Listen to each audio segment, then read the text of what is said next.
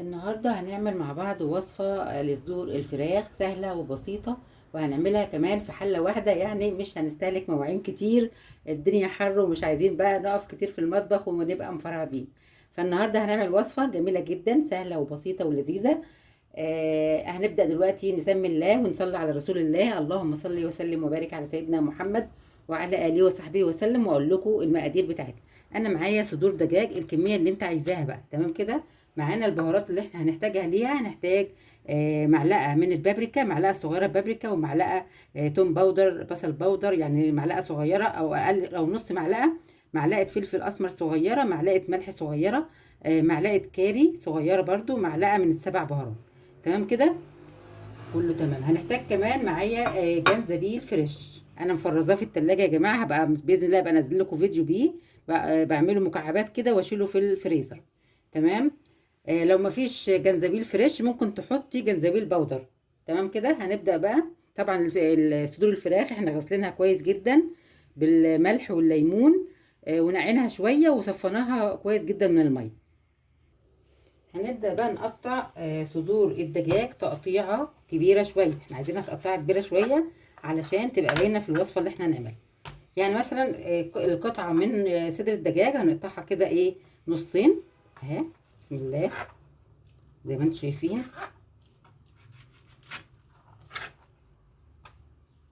دي اللي بتتعمل وصفة كده جميلة برضو على شاورما.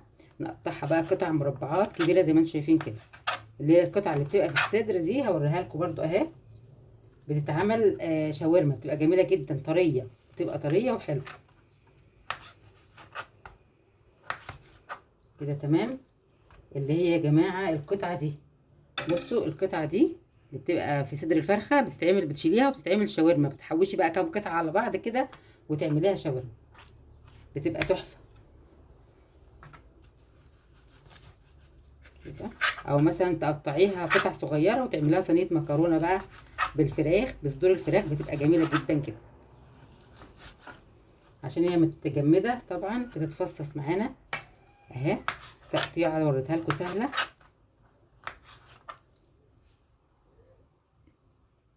قطعنا كل الكميه زي ما انتم شايفين كده. هبدا بقى احط ايه التوابل بتاعتنا والبهارات عليها كده اهي. بسم الله ما شاء الله. وهنحط كمان 3 معالق كبار من زيت الزيتون او اي زيت، يعني الزيت الموجود عندك حطيه، مش شرط يعني زي ما انا بحط. تمام. وهنحط بقى كمان الجنزبيل اللي هو المتفرز. هيبوش بقى دلوقتي لان احنا هنركنها شويه، بس هقلب كل الخليط كده مع بعضه. بيدي يا جماعه نكهه وطعم كمان جميل جدا عن اللي هو ايه، البودر. ونقلب كل الخليط ده كده في بعضه. مش هينفع طبعا ده. نقلب كله كده اهو. بسم الله ما شاء الله. ريحتها تحفه، تحفه جدا جدا. واسيبها بقى لمده مثلا نص ساعه في الخلطه اللي هي فيها دي بس. وارجع لكم تاني ونشوف هنكمل باقي الوصفه. نبدا نعمل الوصفه بتاعتنا بعد ما حطيت صدور الفراخ في التتبيله نص ساعه او ساعه. معايا صينيه بقى او طاسه، اي طاسه عندك على النار، نحط فيها شويه من زيت الزيتون او الزيت العادي زي ما اتفقنا. تمام كده. وهبدا بقى انزل بقطع الفراخ، قطع صدور الدجاج زي ما انتم شايفين كده اهي.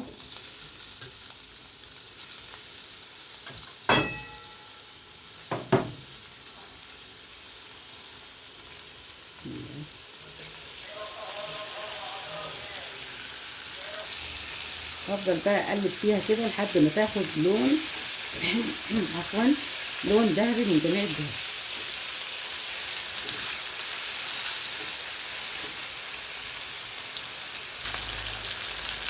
شايفين كده هي ما شاء الله خدت اللون كده حلو جدا. هبدا بقى اجيب طبق واشيل قطع الدجاج دي اهي. بسم الله. شايفين روعه جدا. شيلها كده في طبق. وهنشوف هنعمل بقى ايه دلوقتي.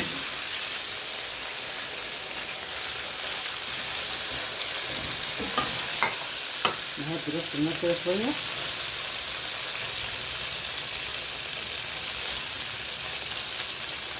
مكان قطع الفراخ اللي احنا عملناها دلوقتي، معايا بصل متقطع جوليان كمان ده مكان التتبيله اللي احنا كنا عاملينها لقطع الفراخ اهو. بصوا متقطع كده، سواء بقى تستخدمي بصل احمر، بصل ابيض، الموجود عندك. تمام، كله تمام. وهنقلب بقى البصل ده كده، احنا عايزينه يتشوح وياخد لون بسيط، مش عايزينه يتحرق، احنا عايزينه ياخد لون بس بسيط، يدبل كده وياخد معانا لون بسيط. شايفين اصلا اللون بتاعه اتغير وبقى جميل ازاي جدا، خد لون بقى من التتبيله بتاعه صدور الفراخ اللي احنا عملناها.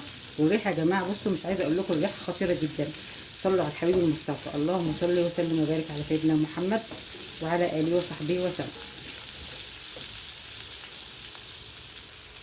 هبدا بقى اضيف، يعني بعد ما البصل خد لون كده هبدا اضيف معايا فلفل الوان متقطع كده. ده لو حابه تحطيه حطيه، لو مش حابه عادي مش مشكله خالص تحطي فلفل الوان. يعني ممكن تسيبي البصل بس وتحطي بقى مثلا معلقه من هريسه الشطه زي ما انا هحط كده. بس انا نحب الفلفل الالوان مع الوصفه دي، بيدي طعم جميل جدا ومغذي ومفيد. تمام. هحط كمان معلقه من دبس الفلفل، دبس الفلفل اللي انا عملته، معلقه واحده بس، بتدي لون جميل جدا. كمان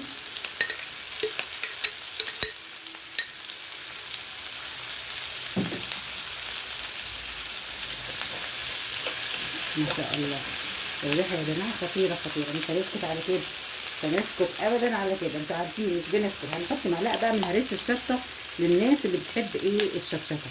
بصوا الشطه يا جماعه، هريسه الشطه عندي على القناه، لو عايزين ترجعوا لها هتلاقوها عندي جميله جدا جدا. نقلب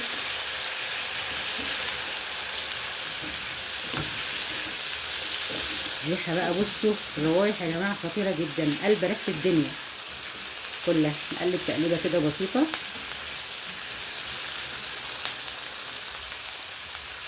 بصوا بقى مقطعه، انا هعمل ايه، بطاطس مقطعه، قطع البطاطس زي ما انتم شايفين قطع سميكه شويه. البطاطس بقى على حسب الكميه اللي انتوا عايزينها، سميكه عشان بس تستحمل السوا مع صدور الفراخ. وننقعها في ميه كده على بال ما اخدها. تمام، لازم تنقعها في ميه عذرا علشان ما تغمقش معاك. هبدا بقى انزل اشوحها مع الايه، مع الخضار ده البصل شطشطه عذرا، شطه عامله ريحه قلبان قلبان قلبان قلبان. ونقلب التقليبات الجميله دي الجامده دي. شايفين اللون اصلا، اللون خطير جدا، خطير يا جماعه. دي المعلقه الثانيه.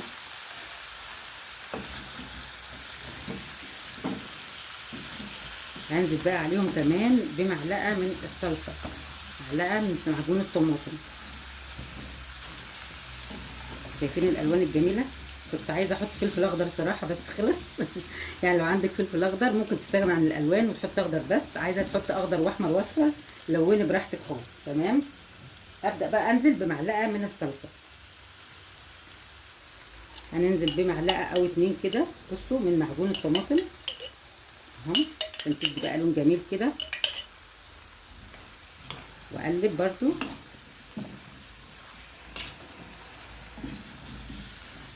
الله الله على الجمال والريحه الخطيره يا جماعه، الريحه الخطيره دي، يا خبر ابيض.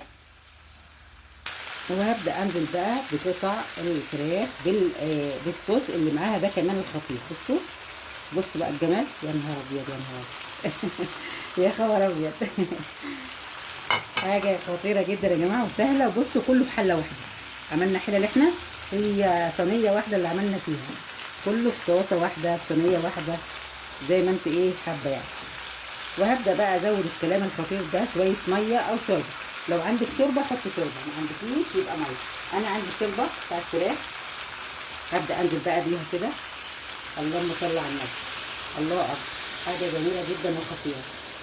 بصوا بقى عشان تستوي مش هنزود قوي، وهنشوف بقى لو محتاجه شويه ملح نزودها، محتاجه شويه فلفل اسمر نزودها.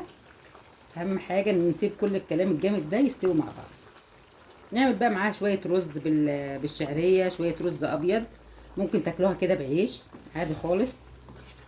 يعني انا لسه هشوف، بس تقريبا ممكن ناكلها بعيش يعني عشان نعمل رز، او هعمل شويه رز صغيرين بالشعريه. تمام. هغطي عليها بقى واسيبها لحد ما تستوي. هتستوي باذن الله على طول. الفراخ خدت سوا شويه والبطاطس ما بتاخدش سوا اصلا، فهتستوي بسرعه. هسيبها بقى تستوي ربع ساعه كده وارجع لكم تاني. معايا بقى قرن فلفل احمر كده اللي هو البلدي، مش الالوان، بس هو لونه احمر يعني كده. هحطه بقى على الوش كده، هيدي لون خطير جدا على فكره، جدا اهو. بس كده هغطي عليها بقى واسيبها تستوي وارجع لكم تاني.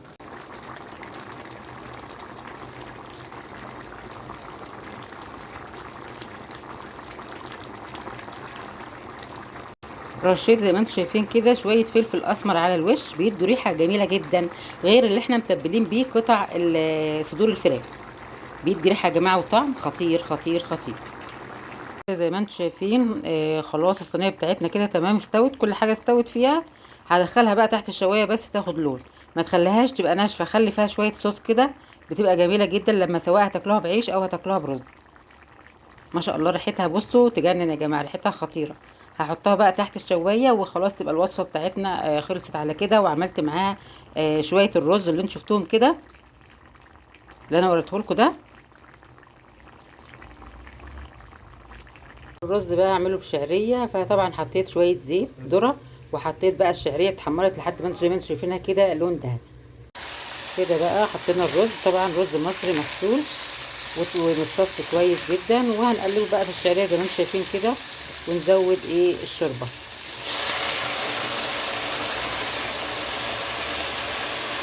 هنفضل نزود الشوربه كده لحد ما نغطي الرز. اللهم صل على النبي المختار. كده خلاص حطيت عليه الملح، وبعدين اول ما يغلو على طول ههدي عليه النار يبقى زي الشمعه، عشان الارضيه ما تلسعش منك. تمام كده. كده كمان الرز بتاعنا اتشرب واستوى خلاص كده. هطفي عليه النار واغرف بقى الاكل. بكده يا جماعه زي ما انتم شايفين خلصنا الوصفه القمر بتاعتنا دي. شايفين ريحتها وطعمها يا جماعه خطيره جدا جدا. عملت بقى زي ما قلت لكم كده شويه رز بالشعريه.